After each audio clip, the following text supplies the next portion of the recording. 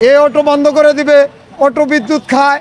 যদি এই কথা দেশবাসী বলে, আমি আপনাদের মাধ্যমে এই দেশবাসীর সামনে বলতে চাই, কোন জায়গায় বিদ্যুৎ ব্যবহার করা হচ্ছে না। শুধু রিক্সা চালকদের জন্য বিদ্যুৎ, দোকানে কোনো পাথরের মাপ আছে, এখন তারা ডিজিটাল মেগা পাল্লা ব্যবহার করে। কোনো দর্জি পা দিয়ে কাপড় সিলি করে না, কোনো নাপিত কেঁচি দেওয়া চুল কাটে না, কোনো মহিলারা মশলা বাটে না। আপনারা রান্না করার জন্য প্রেসার কুকার, গরম করার জন্য ওভেন, কাপড় ধোয়ার জন্য ওয়াশিং মেশিন, রুম গরম করার জন্য হিটার, গরমে ঠান্ডা পাওয়ার জন্য এসি, সব কিছু ব্যবহার করবেন। আর রিক্সা চালকদের গাড় ধরে রিক্সা চালাবেন। এ দেশে ডিজিটাল কোনো স্বপ্ন তাদের জীবনে পাইতে দিবেন না। এই ষড়যন্ত্রের রায় এই দেশবাসী মেনে নেবে না। অটো রিক্সা বন্ধ করে দিবে, এটা আমাদের কোনো দুঃখ নাই।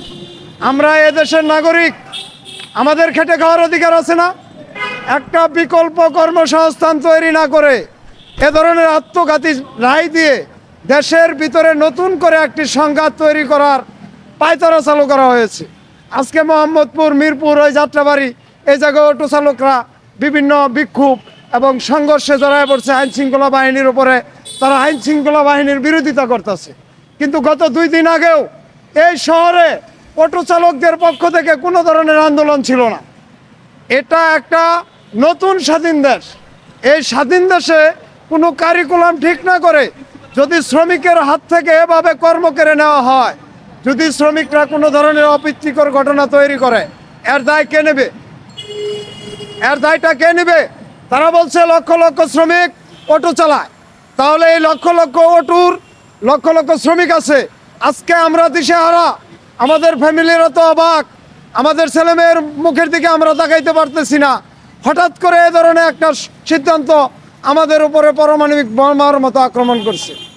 এই অটো বন্ধ করে দিবে, অটো বিদ্যুৎ খায়। যদি এই কথা দেশবাসী বলে, আমি আপনাদের মাধ্যমে এই দেশবাসীর সামনে বলতে চাই, কোন জায়গায় বিদ্যুৎ ব্যবহার করা হচ্ছে না। শুধু রিক্সা চালকদের জন্য বিদ্যুৎ, দোকানে কোনো পাথরের মাপ আছে, এখন তারা ডিজিটাল মেগা পাল্লা ব্যবহার করে। কোনো দর্জি পা দিয়ে কাপড় সিলি করে না, কোনো নাপিত কেঁচি দেওয়া চুল কাটে না, কোনো মহিলারা মশলা বাটে না।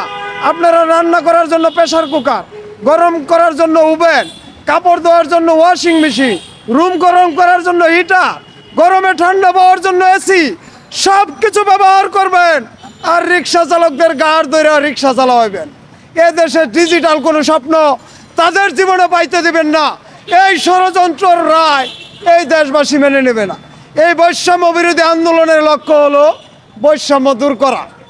তারা যদি বিচারপতিদের বৈষম্য দূর না করে, এই দেশ থেকে বৈষম্য দূর হবে না। এই রায়ের ভিতরে বৈষম্য প্রতীয়মান। আপনারা দেখতে পাচ্ছেন, প্রিয় দেশবাসী, 36 দিন আন্দোলন ছিল, এখানে চাকার ইঞ্জিনের কোনো গাড়ি ছিল না। এই ইট পাটকেলের ভিতরে রিক্সাওয়ালারা রিক্সা টাইনা নিয়ে যাইতে পারতো না।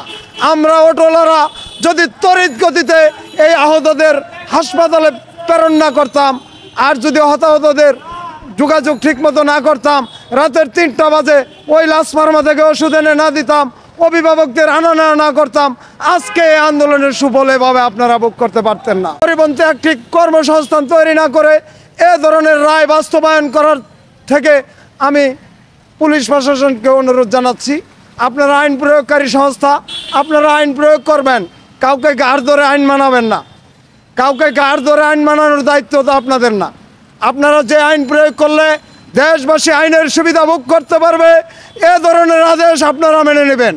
আমাদের কর্মসংস্থান তৈরি না করে অটোর বিরুদ্ধে যে ধরনের আদেশে আসুক না কেন, এই আদেশ না মানার জন্য আমি সমস্ত আইন প্রশাসন, আইন প্রয়োগকারী সংস্থার প্রতি অনুরোধ জানাচ্ছি।